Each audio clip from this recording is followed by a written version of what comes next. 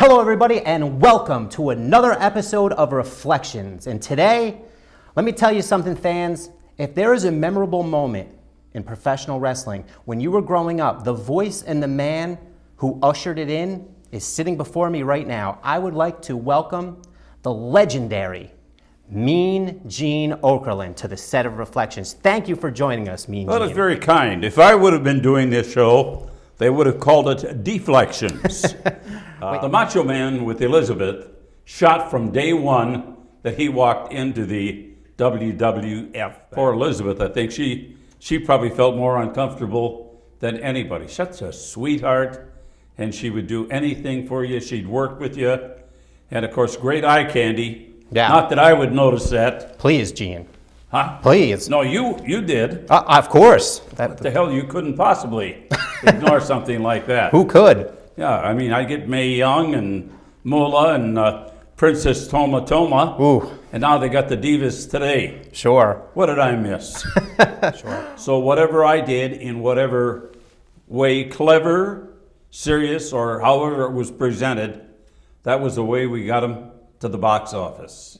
In your early days with working with Vern, what kind of relationship did you have in the early days? Was it you were strictly an employee, or did he take you into the inner circle? This was taken right out of the right back pocket, and it came in green bills. Right. Pat Patterson and Vince McMahon got on the phone. They said, Hulk Hogan's coming to WWF. He wants you to come along. Said, I can't leave what I've got in Minneapolis. But after a little back and forth and money, this was the kind they wrote out on checks. Right. I came to the WWF in December of 1983 for approximately 3 times what I was making in Minneapolis. I did the eulogy at Vern Gagne's funeral, and I loved the man. Right. He was a great sportsman, great athlete, and pretty knowledgeable in his wrestling business and putting angles together. He himself wasn't a great communicator, but he could develop guys like Bobby Heenan, Nick Bockwinkel. I mean, I can go down that list of lines. The Blackjacks. Sure. The High Flyers, Mad Dog Vachon, the Crusher, the Bruiser. Could go on all day about the old school in the AWA. And that's what it was. It was old school. Now, we did an interview with Greg Gagne, and he told an interesting story. I want to throw it by you. Maybe you're not privy to this. Maybe you've never heard this before. Maybe you have. I can back up a lie anytime I want. Oh, well, that'd be wonderful.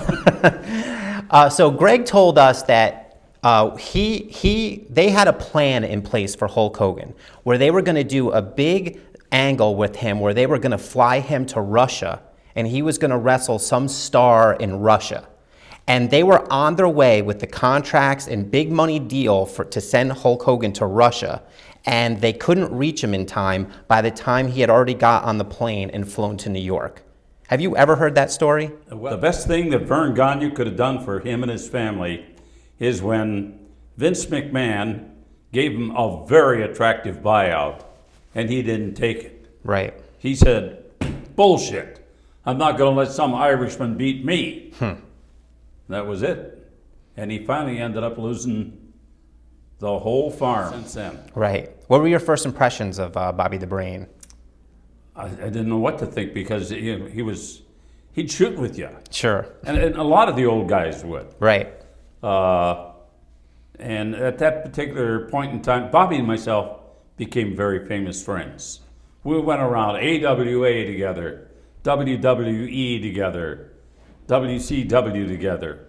Saturday night's main event, the Rock and Wrestling Connection with Cyndi Lauper and Dave Wolf and the folks from MTV. That was genius. But I don't even know if Sure. Vince was aware that it was genius. He and I had a little different style. But Vince never, in all the years, told me what I should do. Because I think he wanted the Gene Okerlund or the Mean Gene or whatever the cast of characters were, wanted me to be who I was. Right. and not try to manufacture, of all things, an announcer. Worked both behind the scenes and obviously in the execution of the plans that we laid out on his dining room table Right. on the very modest home that he rented in Greenwich, Connecticut. Right. And that's exactly what would happen. Linda would cook, two bratty kids, Shane and, Stephanie. oh boy, she was a pistol. She Shane still was is. a nice kid, but she really has really grasped the business, kind of like the old man. Sure. So you're in this war room, for lack of a better term, and you're laying out plans. And WrestleMania, the plan for WrestleMania comes up. Now, We all had our own little roles that we had to play. What it was about, outside of the fact that it was going to be done on closed circuit TV. Cable was in its infancy. the stakes that were involved in this being a success. Now, I've watched a lot of documentaries, I've read a lot of articles about what was on the line. Now, I've heard that if it did fail, the WWF would go out of business. Now, I have a hard time believing that. Was there that much on the line? Would the company have went out of business if it failed? Well, I think that gave Vince and maybe some of the non-believers the reassurances that they needed. Now let's really go get them. Right. Because the minute that WrestleMania 1 was over with, WrestleMania 2 was already on the books. Right. What's going to be bigger and better than WrestleMania 1? Vince needed to have Pat Patterson. Pat now has a contract until the day that he dies. He's getting paid by the company, and he deserves it. Right. Because he's made the company and our friend Mr. McMahon a lot of money. When a Roddy Piper would say something, he did it in his own inimitable style. And the same with Hogan. And Orndorff was kind of scrapping for straws. Sure. But he made it. Yeah. I don't know if that is exactly true or if that might be semi-manufactured Right. by not necessarily our company or our organization, but this was the advent of dirt sheets. Sure. And so That's interesting. So, I mean, even though he had the grandiose title of Andre the Giant and he was loved by millions, the people but not treated necessarily like he was loved right. by millions because people were afraid of him. Sure. Of Bored. course. Now, did you feel, or not, maybe not you, but did the people feel that this was a personal attack more than a professional attack? But of course it was. Right. Of course it was. And the only thing that Vince did that I would say, he never encouraged the use of steroids, but he did like bigger talent. Right. So if the guys look buffed and... Well, let me play devil's advocate. You say he didn't encourage it, but by the same token, the bigger talent would get the push. Isn't that in a backhanded way encouraging it?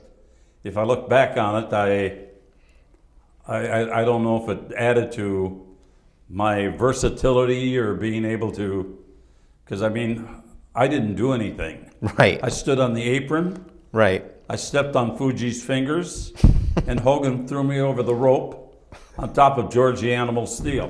Right. Now, coming from where you came from, this must have been extremely frustrating for you, like just to work. Yeah, something that's so finely tuned and so well organized. It was noticeable. Right. It was noticeable though when I first got there. I got bored to the extent that I put together a little package for the WCW hotline. Right. And that's where the money came in. Okay. I think it was time for Hogan to turn. Okay. You know, he had to forget about merchandise. However, the NWO merchandise, ask Kevin Nash, Scott Hall. It was, in my opinion, the most important interview and moment in the history of pro wrestling. It changed the business forever. It turned the business around. Sure, and you can, how it doesn't happen. You can count how many times does that happen. Did you realize what you were in the middle of at the time? But Hulk Hogan, what are you doing? right.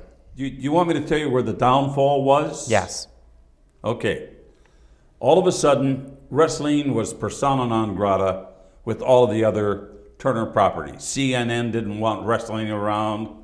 TNT didn't want it around. TBS didn't want it around. Well, TBS did because some of the original... Ted wanted it around. Right.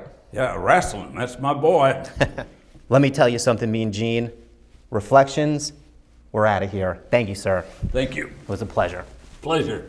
Now, you cheap prick, you can buy me a drink. Finally.